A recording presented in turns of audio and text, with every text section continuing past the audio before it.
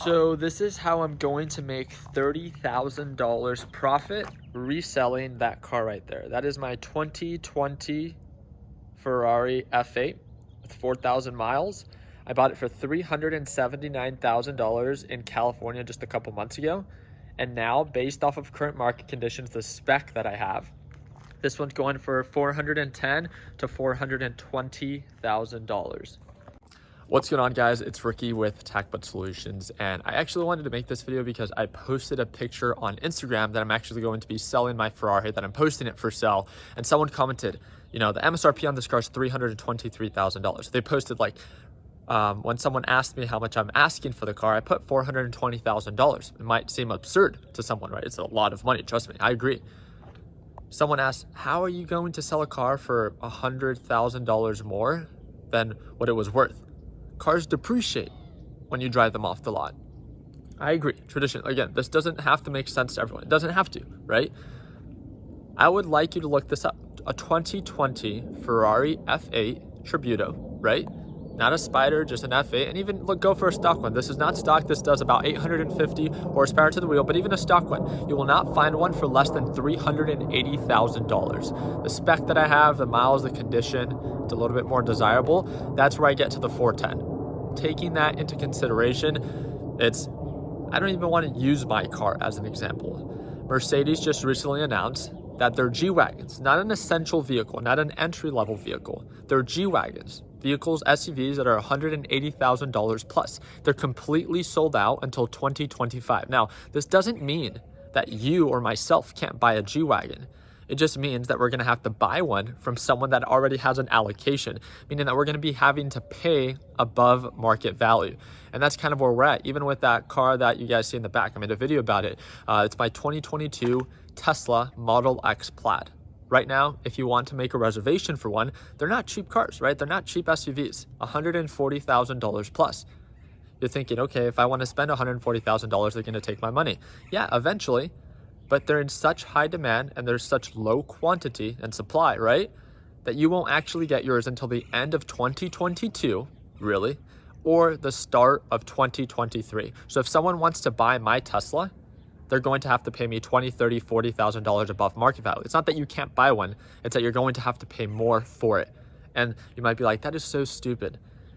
Why would you spend and waste all of your money? Right? It's the comments I always get. What if something goes wrong with the car? You can pay $200 for a PPI inspection if that is, again, your biggest concern, right? It's hundreds of thousands of dollars that you're buying this car for. So why not invest $200, right? And I don't expect everyone to understand cars, right? I mean, it's not just supercars. It's even cars like this. This is the world that we live in right now. I bought this Toyota Tacoma, which I absolutely love, 2004. I bought it for $6,500 from a friend. Look it up. It is now I've gotten offers at $9,000, $9,500. I'm not in the market to sell that one, but it's crazy to think that I can nearly double my money off of a normal car because of the chip shortage. But on top of that, demand levels are just so high right now. And this isn't just for vehicles as well, right? I wanted to explain to you that, you know, I feel like people, especially because of my following, think that, oh, you know, I can make money off of this car because of the people I can connect with and the network, right? I can make videos about it, which is entertaining, right? I gotta take pictures with it and I gotta enjoy it, which is their positive takeaways. But at the end of the day, when people ask me, hey, Ricky, what car are you buying next? You guys know. My focus on this YouTube channel is always to empower you that just because you have money doesn't mean that you have to spend it. I never thought that I was going to buy a Ferrari Tributo or F8. I actually didn't even know they existed. All I focus on are good deals. And when I saw what I could buy this for and then what I could sell it for, that's what triggered me to buy it. And I actually just bought another car that gets delivered on Monday, if I'm not mistaken. So you guys can comment down below what it is. And I bought it for a fair price, and I could probably sell it for about 10% more than what I paid for. And that's kind of the whole purpose of this video, where, you know, I tried to aim for 10% cash on cash return, not just with my investments on houses, right? I have about 11 active house flips going on with my business partner, Nick Palladino, but also with cars. right? People always ask, well, Ricky, what do you try to look for? 10% cash on cash return, meaning that if I invest about $300,000, $400,000, I would like to aim for a 10% cash on cash return. Of course, that's a goal. It doesn't always go according to plan. I don't make money on all of my cars. I've lost money on some of them. The Porsche GT3 RS, I like talking about this as well. My Porsche GT3 RS, I bought it for a pretty fair price. Based off of current market value, they're all going now for over $200,000. But before the chip shortage, I actually sold it at the worst time ever, about 1 month before this chip shortage was actually announced. So I actually sold mine for $165,000. Now you can't find a GT3 RS for less than $200,000. And again, it's like you live and you learn, and you have to adapt to these market conditions.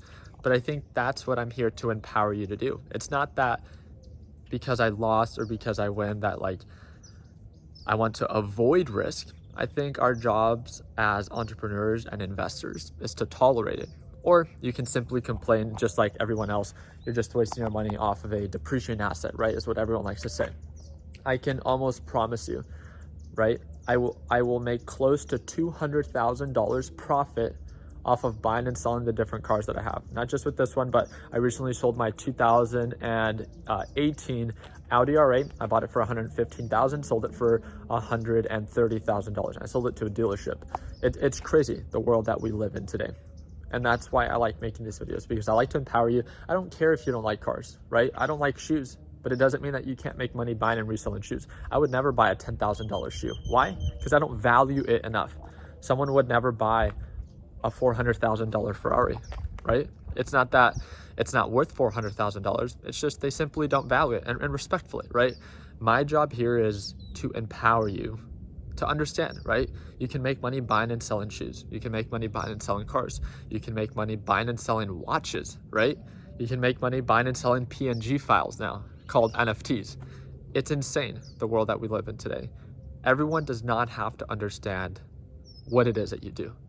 As long as you obsess about it and as long as you understand it more than the average person, then again, this is where you get to kind of have your edge based off of the normal individual. And again, it's not avoiding risk. You don't get to this position by avoiding risk. You learn how to tolerate. You learn how to understand it. And yes, you will have your losses. It's part of the process. But as long as you continue to understand the market and want to adapt and get better, then again, this is where you can continue to grow as an entrepreneur, as an investor. So I really do appreciate your guys' time. I hope that it earned your thumbs up. If you guys have any questions whatsoever, comment down below or even message me on Instagram. I respond to all of my direct messages, and that is going to be that first link in the description. I appreciate your guys' time. Like always, let's make sure that we end the year on a green note. Take it easy, team.